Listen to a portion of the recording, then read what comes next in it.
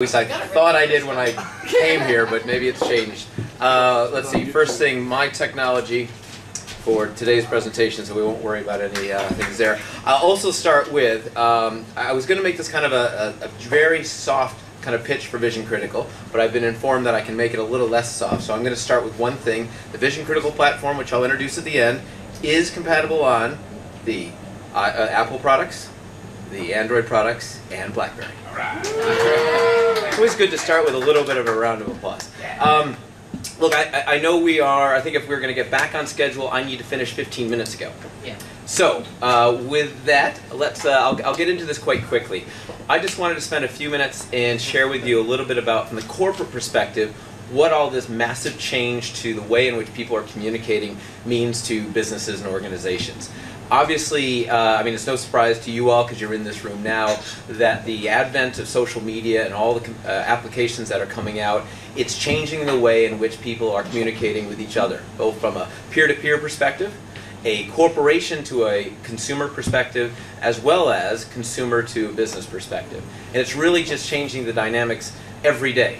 And while you all are here to learn about maybe ways in which you can tap into some of these applications to better harness the information that's out there, think of yourself as an organization, a business that's trying to understand how to make sense of all this, where to put their energy and attention, and there is just a never-ending increase in volume of tweets and feeds and blogs and posts and just you name it. And corporations are drowning in it. They're not sure what to do in this area, because it's quite daunting, because the amount of investment that's required and how to make sense of it. And I think that's the big thing, is that there's just so much noise and confusion out there for organizations that are trying to navigate the social media world. Just real quickly, can I get a show of hands for folks that have, well, I think you're all here because you wanted personally to understand more about this space, but those of you that have a responsibility in your organizations for social media, either to understand it, to influence it, great. Excellent. I'm going to keep my attention focused here then, I think, and a couple of you back there. It's daunting, isn't it? It's challenging. Now, you probably, in a way, that's job security, because this is always changing and you're going to have to stay ahead of it, or try to stay ahead of it. But there's a lot of noise and confusion out there. In fact, I think if you looked at the kind of ratio of noise to actual credible information, the skew is way out of whack. And it's not getting any easier. If you think about the recent advent of, and I say recent, in these terms it always changes, but real-time communications, the idea of tweets and live feeds. Now with location-based services, people being able to do things based on proximity. Again, it's just getting more and more challenging for organizations. My notes are out of order. If you look at what businesses are trying to do with social media, I think there are kind of 5 major categories that companies are trying to understand. Now, I was going to make this a little interactive to see if you all could name the 5, but in the spirit of time, I'm going to give you the answers. Go for it. Okay, go for it. Can you all name, and these are just the 5 I think, so there may be actually more than that, kind of 5 primary areas in which organizations are using social media to do things with. Oh, come on. Marketing, well, let's be a little more specific. So, sales, so to drive sales, lead generation, yeah, that's one. Support. What kind of support? Okay, like social CRM, which is one of the newer areas. Yep, we're going to hopefully come back to that. Brand loyalty, so yep, so brand awareness and really building up brand equity through brand awareness and things around that. Customer relations, so basically as an online customer management and retention and resolution tool. Market research. Market research, that's also a good one, yeah? We'll come back to that one actually. And the last one I had was recruitment, in terms of recruiting employees. Yeah, there we go, excellent. Peter gets the prize. But again, it's a daunting area. Now, there's a lot of tools that are out there. And originally, one of the things I mentioned is I'll talk about some of the tools. But again, there's a lot out there. And it's probably not really, this forum is to go through, should I be looking at Radiant 6? Should I be looking at ComScores and things like that? If you want to afterwards, I'll share my details and I can give you a laundry list of some of the tools that are out there. But I think you're going to be familiar with them. I'd rather spend the time, rather than thinking about the different tools, is take a step back. And this is where, again, organizations really need to start from, which is understand what their objectives are in terms of developing a social media engagement strategy. And what I mean by the objectives is, it started out where companies were like, I need to have a Facebook page. Okay, what the hell are you going to do with that? What's it up? What are you going to do when somebody likes you? What are you going to do when somebody maybe has an issue they want to talk about or tweet something negative? So don't just go into this blindly and think, I need to be in social media. That would be the first and most fundamental mistake. Actually start with understanding what your objectives are. Are they to listen to what's going on out there, which is not a bad place to start. I'm going to come back to listening is very, very important. There's the old adage, which is, you got two ears and one mouth, so use them in that perspective. Or your ears are above your mouth, so listen first before you talk. These are all part of my normal sales pitch when I'm talking to clients. But again, it is important to listen first, and that is a good starting point. But also understand more about not just kind of what your objectives are. Are you planning to respond proactively? Is it just monitoring and listening? Where do you want to monitor? And that was actually just confused even more today, because there's even more stuff out there. What do you want to monitor? Again, not everything is equally relevant, and we'll come back to that relevance thing in a moment. And then on top of that, prioritize and plan. I know these are really high-level kind of topics, so again, there's a discussion about what that actually means in terms of prioritization and planning. But I'll give you an idea, just an anecdote on the prioritization. So I was recently talking to an airline, who will remain nameless, and they have a social media group that are responsible for engaging with customers online. And their objective today is that every single message that gets posted, they respond to personally. And I had breakfast with this person recently. I said, yeah, that sounds interesting. Is your business planning to grow over the next few years? Because that doesn't really sound like a scalable model. Yeah, we haven't figured that out yet. Okay, so you've set a precedent that you now communicate on a one-to-one basis with anybody who posts a message. And you're going to have to figure out how to manage that transition, because that's not scalable unless you're throwing a lot of human resource at that issue. And actually, we all know, I don't know if you remember, a couple years ago, Nestle had an issue where they had a team that were responsible for communicating to folks online, and there was this, I think somebody was blogging about how Nestle had a bad environmental track record, or trying to get them to stop using palm oil because of deforestation and whatnot.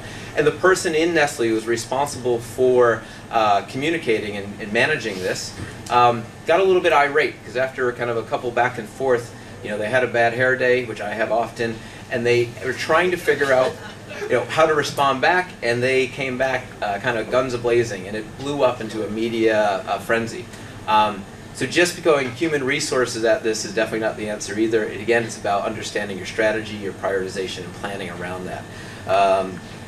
The listening. So I'm going to move a little bit into the listening side, because this is really what the company I work for, Vision Critical. And actually, I only joined this company 3 weeks ago. Actually, March 1st is my first day. Wednesday of this last week, we launched our office here in Hong Kong. Now, we're a Vancouver company. We got offices. I think this is our 11th office globally.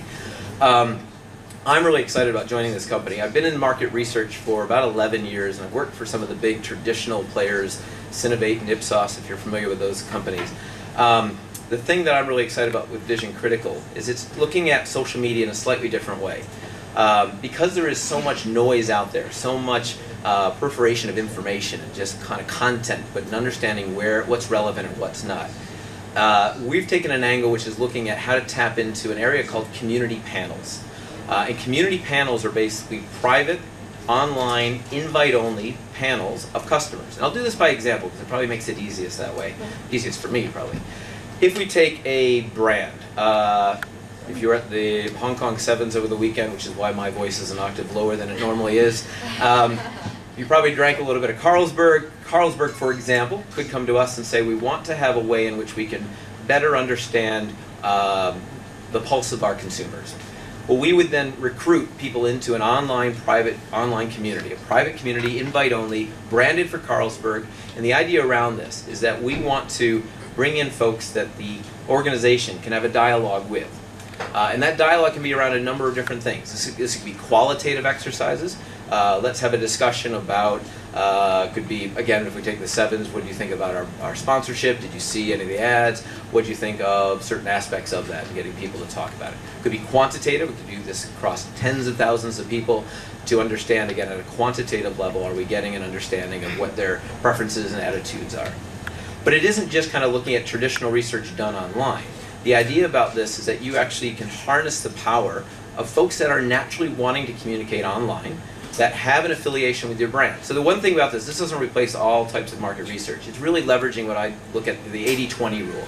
80% of your business's revenue and profits are probably coming from 20% of your customers. That's the group that we're really looking at engaging with, the people that are actually know your brand, that are on social medias. And we can do profiling and scale, make sure that these are the people that you're looking for. A lot of companies are now using that, and this goes back to some of the things that we're hearing in social media, is that you could get some noise that comes out there. So I'll use another example. There's a company we were working with recently that got into trouble. It's an automotive company that I can't not name, but a year or 2 years ago got into some trouble with some technical difficulties with their car. I have to stop there, so you can guess at least maybe a couple, I hope. And they needed to come back to the public with some remedial action. What are we going to do to the public to ease their concerns and to show them that we are a brand that's around? So that, back to Stuart's earlier comment about brand equity, so it wouldn't erode their brand equity. What did they do? Well, they got around in the boardroom and started thinking, well, what's our strategy here? We can take an offensive strategy to say, this is our position. Take a defensive strategy. What are we also going to do on top of that in terms of maybe promotions and support around it? Well, the idea here was that the board came up with 3 or 4 or 5 different ideas, put it out to this representative community that we could test within days.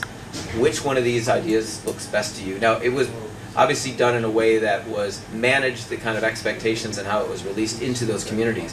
But within days, actually within a day, get feedback back, again, from that representative community, and then going out to the market to ensure you hit the message right. And it's to be honest with you, this is what I personally am excited about with this organization, is that it's awesome to see so much new communication happening out there, but how do you actually figure out what's meaningful and what's relevant? One last little bullet point, and then I'll really wrap up here, is initially when companies were looking at social media in terms of their strategy, they were counting likes. Do people like us? Like, by the way, is not a business metric. What you need to do is you need to be leveraging, you can leverage the likes, but you need to be leveraging it into understanding your consumer better, how you can use that information to get more out, how to use those likes into driving product development, product innovation, things of that nature. So on that, I know it's a confusing world out there, and hopefully, as businesses often trying to keep up with the demands that the users are creating for businesses, and this will be a constant challenge. So for those of you who had your hands up earlier, again, there's job security, but hopefully we can help with ways in which to make your job a little easier through that difficult path. Thank you very much.